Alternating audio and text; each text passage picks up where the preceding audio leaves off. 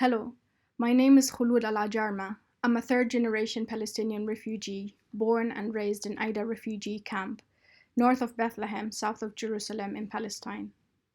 My family comes from the village of Ajur, an ethnically cleansed land whose owners were forced to leave in the 1948 Nakba, the catastrophe that never ended in the eyes of my parents and grandparents who lived as refugees since then. As a child growing up in the camp, I listened to countless stories about my homeland, Ajur, through my parents, and especially in the stories of my grandmother, Fatima, my last surviving grandparent. In her stories, Ajur was a magical place where people lived peacefully. They had large expanses of land, they grew wheat and barley, had olives and fig trees, and used cactus as fences to mark their lands. She would say,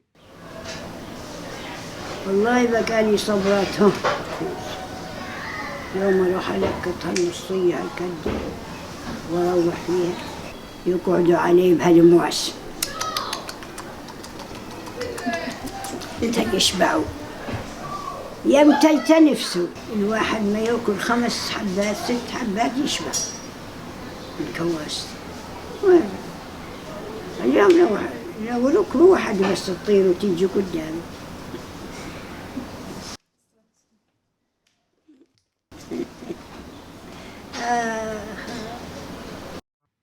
Ajur was always a central reference point for my grandmother, and the village acquired a new life through her words, assuming an almost tangible reality in our imaginations and hearts. Everything there was better than in the camp. These stories told by my grandmother were diametrically opposed to my own real-life experiences growing up in Aida refugee camp. For example, the camp is surrounded by the Israeli apartheid wall, which Israel claims to be for security reasons, but which in fact divides Palestinian lands and separates people from their families and relatives on the other side.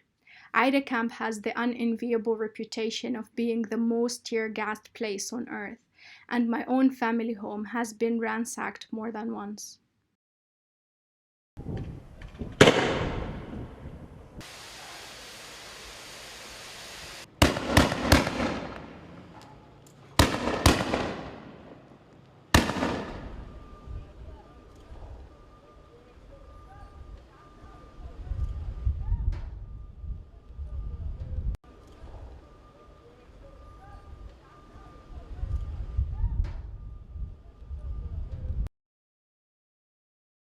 I was able to visit Ajur back in 2015 through a lengthy process beyond explaining here.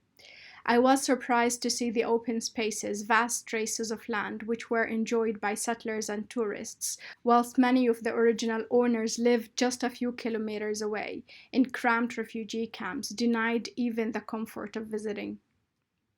Ajur, together with the lands of 6 other villages, are today called the British Park or Britannia Park. The name was given by the Jewish National Fund in the United Kingdom, JNF UK. By so doing, the JNF UK effectively attempts to attach citizens of Britain to land which was taken by force during the Nakba. The park serves 2 other key functions. It conceals the ruins of ethnically cleansed villages. There are wrecked homes under its trees and fields, and it prevents the right of return. Here's another example of the JNF UK's attempt to make British citizens complicit with its actions. This is a shot from a promotional video from the JNF UK. The names of English cities have been posted across the entire map of historic Palestine, even eliminating the West Bank and Gaza.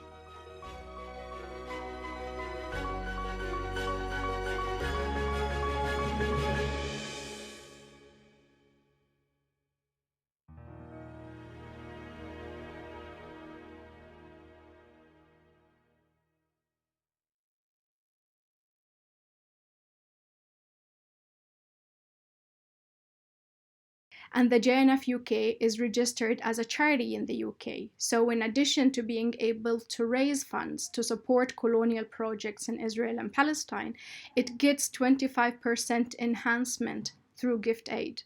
The JNF claims to be an environmental organization, among other things, all of which are not true. It is actually part of the ethnic cleansing happening currently in the Nakba, where Bedouin communities are being forced to leave their lands, where they have lived for generations.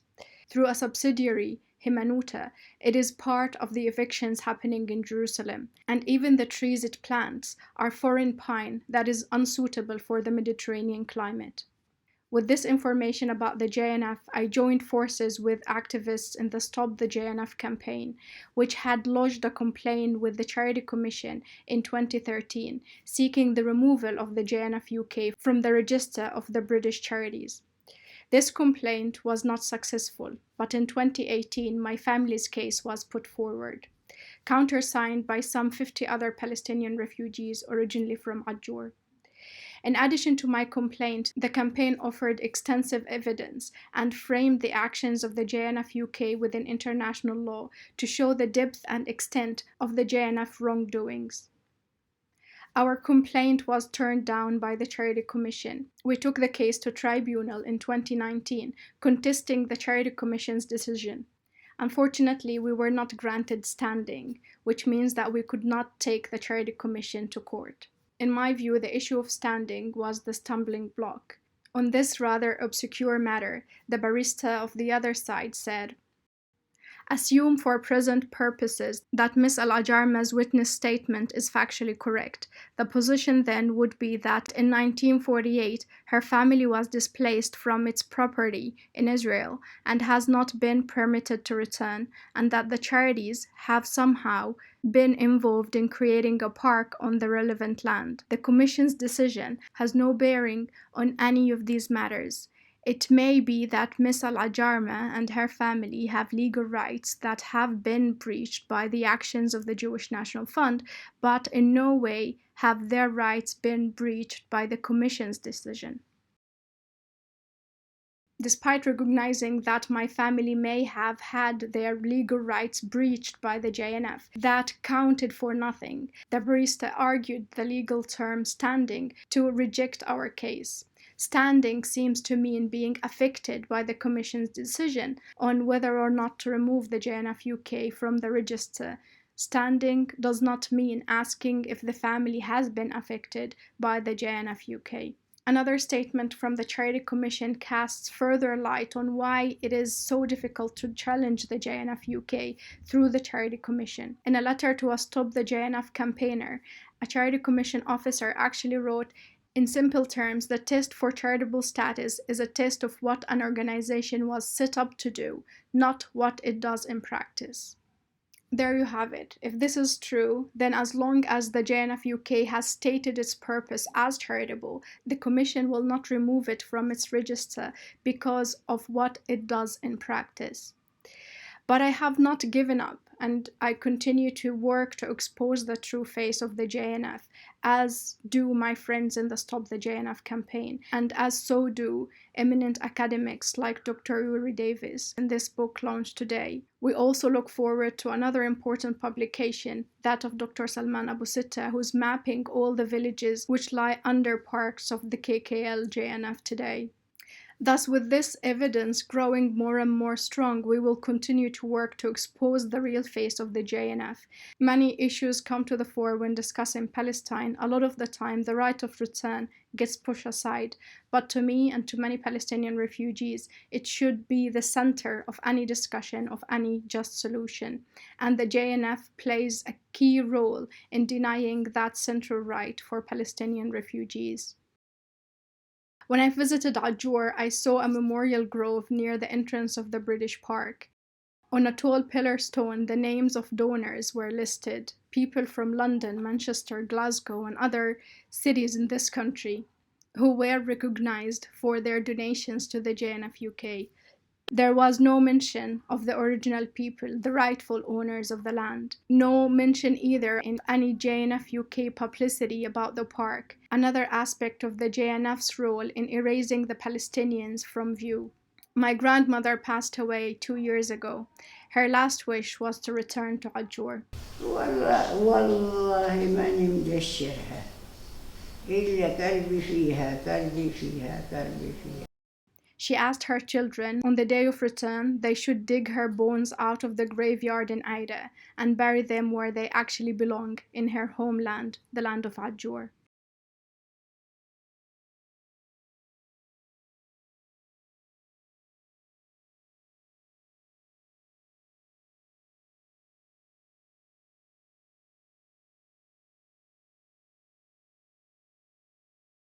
I will end by personally welcoming the solidarity of the Stop the JNF comrades and applauding the invaluable contribution Dr. Davis has made over his distinguished career, culminating but not ending in this latest book. Thank you.